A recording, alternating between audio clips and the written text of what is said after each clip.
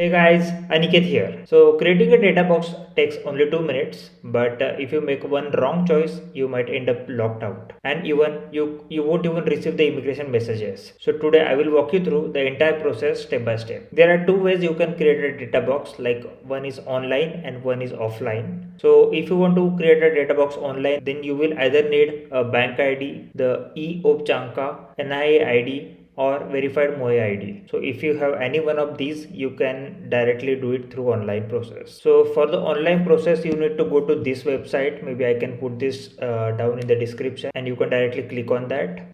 So first of all, you need to go to this website, and after that you need to, if you want, you can convert it into English as well. Here you can see for login there are multiple options. One is with the name and password, another is with the mobile key, another is citizen identity, and there are some other ways as well. So usually most of the students, they have the bank ID.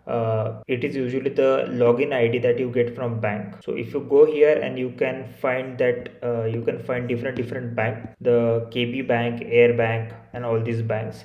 And if you have account in any one of them, you can directly click on that, and you can just put your username over here. Then the system will ask you that do you want to activate your data box, and you can just say confirm, and that's it. The system immediately create the data box, and you are already inside the data box. And the another way is that you can go to CzechPOINT. Maybe you can just search the CzechPOINT near me on your Google map, and you can find the nearest checkpoint. Make sure you keep your passport and your ID card, or maybe the residence permit with you, so because they might ask you that. And within few minutes they will give you the username and the temporary password. It's usually a free process, so they won't charge you anything. And your data box is already activated immediately after they hand you the credentials. So after going home, you can just click on this link, and you can put your username and the temporary password. After that, system will ask you to put the permanent password, which you can set yourself. And there will be one security question as well that you need to put in case you forget your password. Once you log in into the data box, you will find screen something like this, and here you can find all the information, like if they received messages, if you have sent some messages, then you can find the sent messages over here as well. If there are some messages that may be deleted, or they are like in the history, and you can check these things as well. And if you ask them to authenticate the documents, then you can find the list of those documents over here you can find your profile, and here is your mailbox ID that you can find over here, which was provided by the CzechPOINT.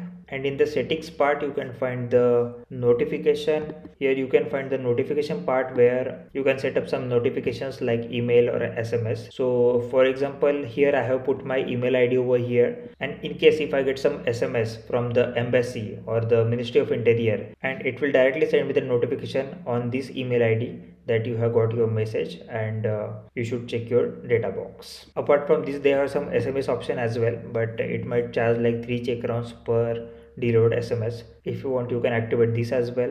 These are some of the notifications when like your memory of the data box is like about to exceed or something, then these kind of notifications will get from the system messages. And the last is external notifications, which most of you won't even need at all. So this is how you can make sure that you won't even miss a message from immigration at the tax office or Ministry of Interior, etc. If you see the screen, that it means that your data box is now fully ready. And in the next episode, that we will see that how to send some messages, attach documents, or even contact immigration or the Ministry of Interior with some real life examples.